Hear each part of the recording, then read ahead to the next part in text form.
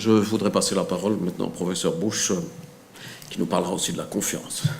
Merci beaucoup, Alain. Tout d'abord, j'aimerais bien féliciter Alain Strobel et ses collègues d'avoir organisé ce colloque sur la régulation des plateformes, thème extrêmement important et fascinant. Merci beaucoup pour l'invitation d'y participer. Deuxièmement, je dois offrir mes excuses pour ne pas continuer en français, mais de changer en anglais, parce que c'est peut-être plus facile pour moi, and I think you will also understand me if I continue in English now.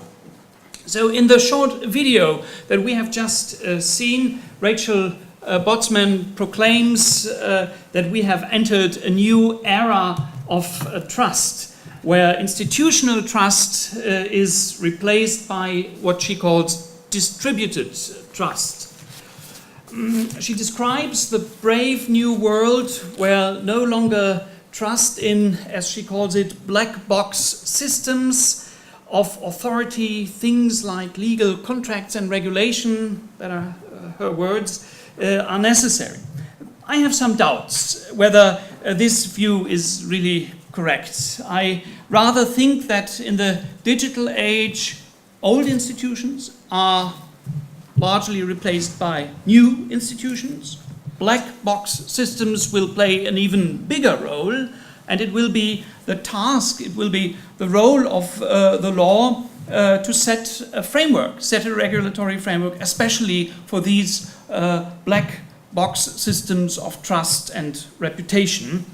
I will address this topic in 4 quick steps. First, just a few words on why reputation systems are so essential in the digital economy, in particular in the platform economy, why business platforms, why online platforms rely to a large extent on reputation mechanisms. In the second step, I will take a closer look at the system design of reputation systems. What are criteria for a good reputation system, and which regulatory issues arise? And the third step brings me more towards the legal perspective, because the question of the design, the system design of reputation mechanisms is not just an academic issue. It has been addressed by regulators, legislators, and regulators who set soft law rules for reputation systems, which leads me then to the fourth and last question, whether there should be a common European regulatory framework for such reputation systems. Let's start with the first question. Many online platforms, or if I may, thank you, that's very kind. Many online platforms, thank you, such as Airbnb, BlaBlaCar, or Uber, are essentially matchmakers, intermediaries that bring together two sides of the markets. Economists talk about two-sided markets. The platform reduces transaction costs, in particular search costs, and facilitates the matching of the two user groups. If you take the example of Airbnb, this is very obvious. This business model of the platforms only works if there is a certain degree of trust in the security of the transactions. In the words of Rachel Botsman, it is necessary to make the trust leap. So the environment has to be designed in a way that the users take this trust leap. To put it more simply, you want to make sure that your contract partner is not a criminal. Interestingly, just as a footnote, in the dark net you find the mirror image of this. There you want to make sure that your contract partner is a criminal and not a policeman. So the problem seems to be universal, but I will only talk about legal platforms for the rest of my time. So Platform users, in order to make this trust leap, have somehow to overcome the problems of anonymity and information asymmetry, because online marketplaces are characterized by anonymity and information asymmetry, which could lead to problems of moral hazard, adverse selection, and could eventually lead to a market failure. And this is where the reputation system steps in. Ratings and reviews can help to overcome these information asymmetries and create the necessary trust in the marketplace. Ratings and reviews provide information about transaction behavior and basically the trustworthiness of other users. They also operate as a sort of social control and provide incentives for trustworthy, good market behavior. Users who do not play by the rules are expelled, are banned from the marketplace. So it's probably fair to say that the platform economy is essentially a reputation economy. And therefore, rating and review systems are the foundation of these business models. Now, some observers, including Rachel Botsman, are very optimistic. She even sounds enthusiastic about the power and potential of reputation systems.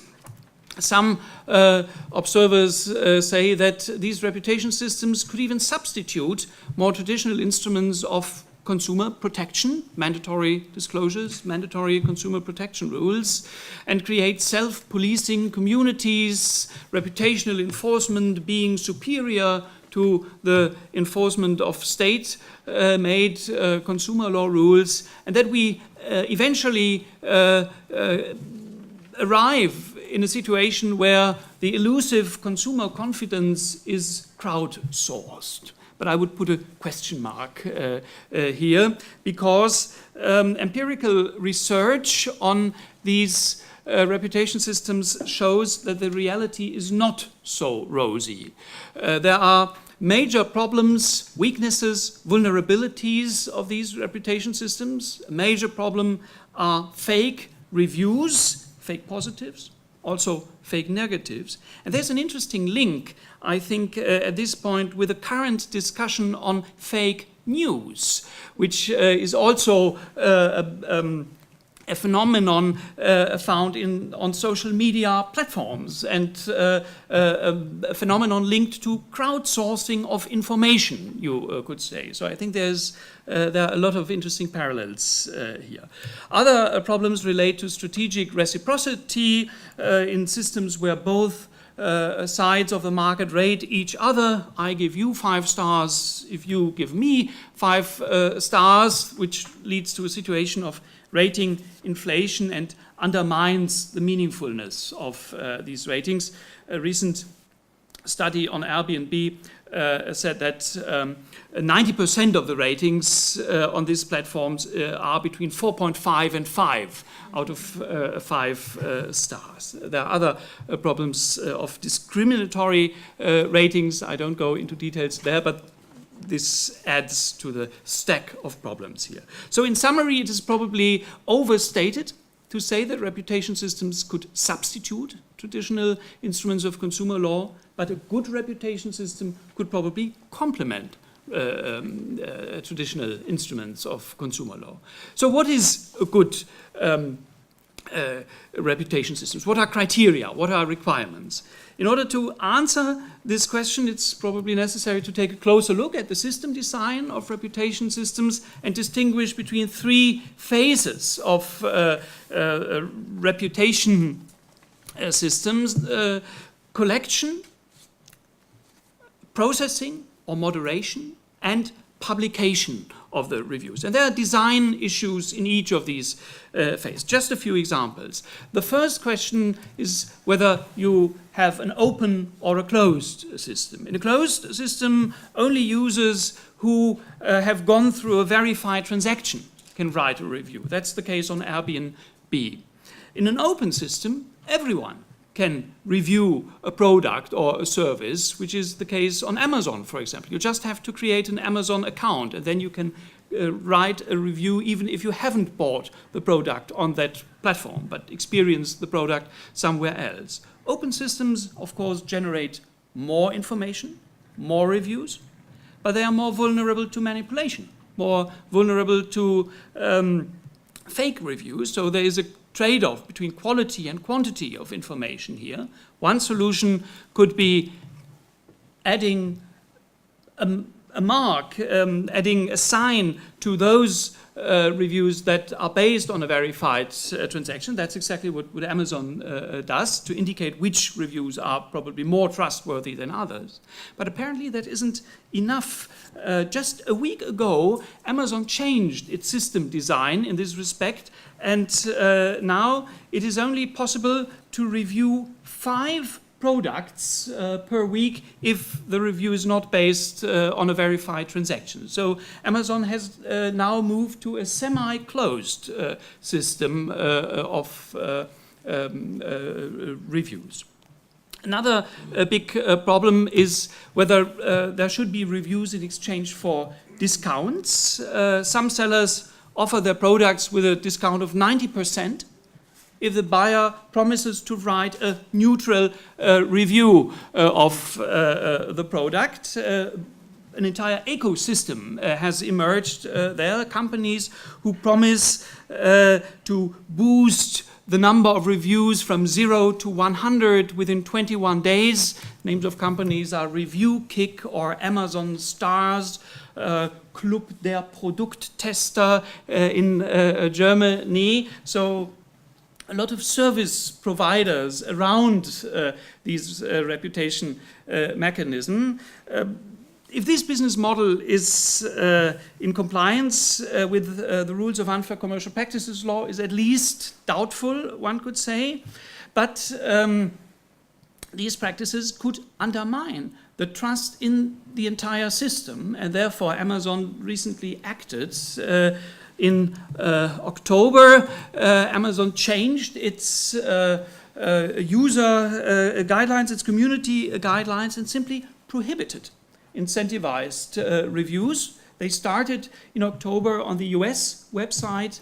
In November, they extended this new policy also to Germany and probably other countries. Interestingly, there's one exception. There's a loophole in this new policy, because what is still allowed are incentivized reviews made through Amazon's own discount club program, which they called Amazon Vine. This is still allowed, and this of course raises the question whether Amazon, the platform operator, should be the arbiter of true reviews, or whether that should be rather something to be regulated by the legislator.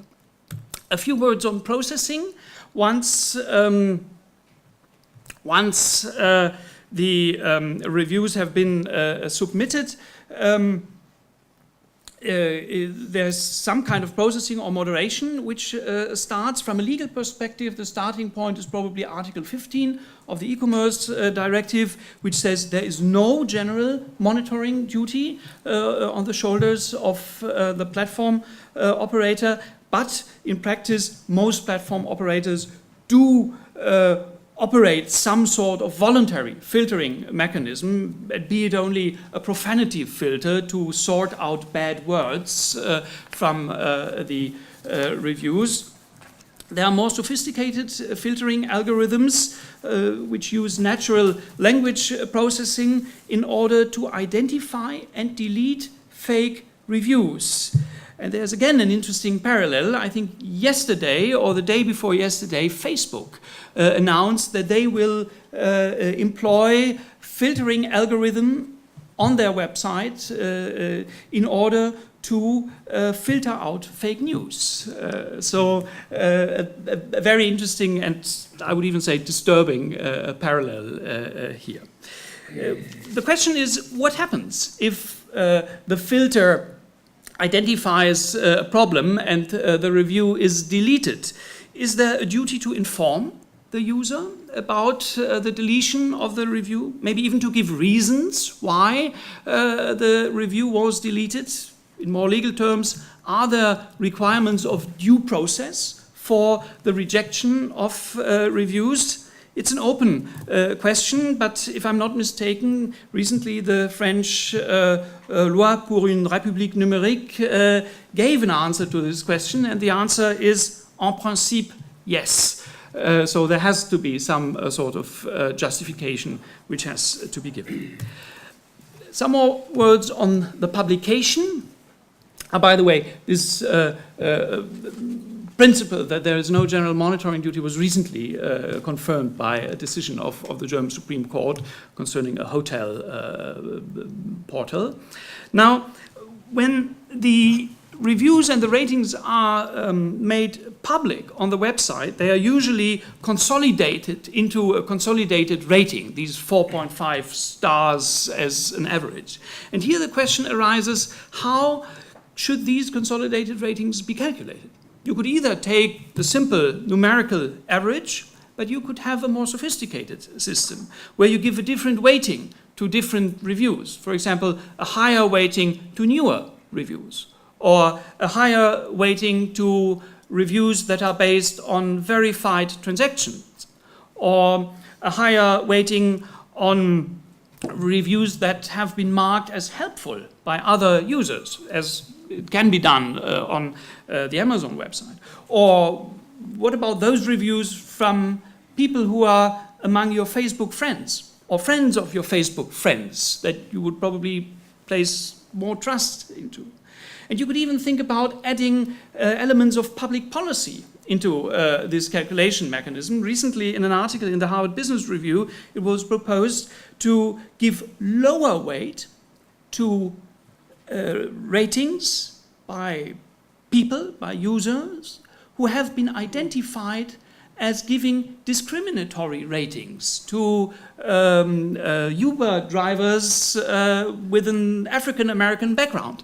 This can be identified through data analysis, and one could think about giving a lower weighting to these discriminators. Would that be legal? Should that be made transparent? Should that be indicated in the terms of use? Many questions here. Finally, should there be a complaint mechanism by the business concerned? Should there be a right to reply? The Federal Court of Justice in Germany recently said yes, there should be a right to reply, and there should be a duty to investigate the authenticity of the review if it is challenged. The BGH put quite a high burden on the platform operator. And you could even think whether there should be expiry dates for reviews, but I go not into details. Now, all these questions have caught the attention of regulators across Europe. In France, the Loi pour une République numérique, which I mentioned already even earlier, an AFNOR standard that Fabrice will say more about, I assume. In Denmark, detailed requirements have been defined by guidelines of the Consumer Ombudsman. In Italy, there is pending legislation on sharing platforms, which also addresses the issue of ratings and reviews. In Germany, we're lagging a bit behind. We just have a green paper published by the Federal Ministry of Economic Affairs, but we're trying to catch up. It's not likely that there will be some legislation before the next federal election, but maybe after that something could happen. This brings me to the final part and the question whether there should be a common European legal framework in order to avoid a fragmentation of the regulatory landscape, which is emerging, as you can see here, and which could create barriers to the digital single market. So how could a common European framework look like? There has been a proposal presented earlier this year by a working group set up by the universities of Osnabrück and Krakow, which now includes a number of researchers from from 10, I think now already 11 member states, and which continues under the umbrella of the European Law Institute over the next 2 years. The draft has been published in the Journal of European Consumer and Market Law, and I will not go into all the details, 24 articles, very long proposal. I will just talk about one article and just very few contours, outlines. This Article 8 deals with reputation systems or reputational feedback systems, as they are called here. And the first requirement is a transparency requirement. A platform operator must provide information about the modalities of collection, processing, and publication. This is not something revolutionary. You would find that in the French Loi pour une République numérique as well. The second paragraph of the provision says that reputation systems must comply with standards of professional diligence. This is, of course, a general clause which doesn't say that much. The term is borrowed from the Unfair Commercial Practices Directive, and it requires some concretization, some guidance. There is a guidance paper issued by the European Commission on the interpretation of professional diligence in the context of reputation systems, but this staff working document, which was published in June, only gives a few examples, 2 or 3 examples. I think this is not enough to provide market participants with legal certainty. Therefore, we thought it might be helpful to add an additional layer of legal certainty, and this is provided in paragraph 3 of this article, which adds a presumption of conformity. A reputation system is presumed to comply with a standard of professional diligence if it complies with a voluntary European standard or the national transposition of a voluntary European standard. This is a regulatory model. We add some outlines of minimum requirements there, but this regulatory technique is basically modeled on what is known as the new approach in or the new legislative framework in the area of EU product safety law. There you have directives which set up general requirements and leave the technical elements to standards. It's the same approach here. We believe that this co-regulation approach can be transposed to the area of digital services, and this seems to be very much in the spirit of the new standardization package, which was also published in June and which says that over the next few years, a focal point of standardization by the Comité Européen de Normalisation will be in the area of services and information and communication technology. And this example brings both together, digital services. And there's already a standardization committee working on this, not at the European level, but at the international level, ISO TC 290, working on a standard on online reputation. And it's no secret to say that this was initiated by Fabrice Deltalia, if I'm not mistaken, and that the international standard draws upon the French standard and basically tries to take the best ideas of the French standard and bring it on an international level. I finish with a very last slide, which says that if it is true, as Alain has also said, that reputation is, how did you put it,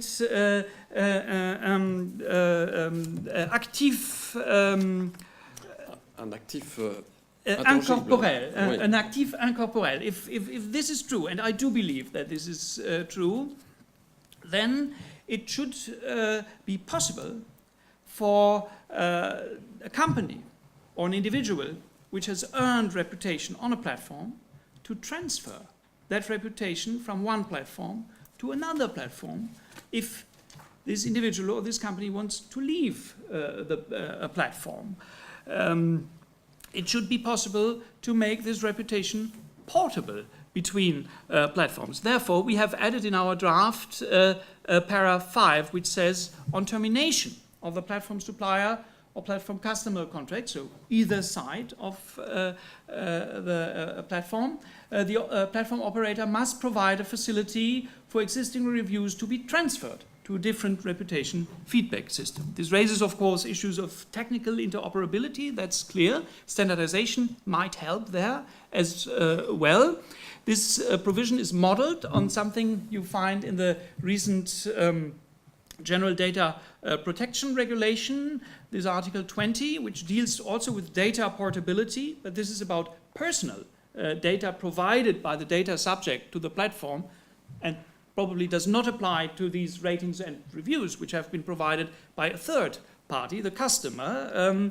This idea of portability can also be found in other areas, telephone service provider, payment service providers, switching mechanisms, facilitating the switching between different operators seems to be an essential issue here in order to preserve competition and, well, to enable something like a free movement of reputational capital in the digital single market. I'm very much looking forward to the discussion, and I do apologize for speaking so long. Thank you very much.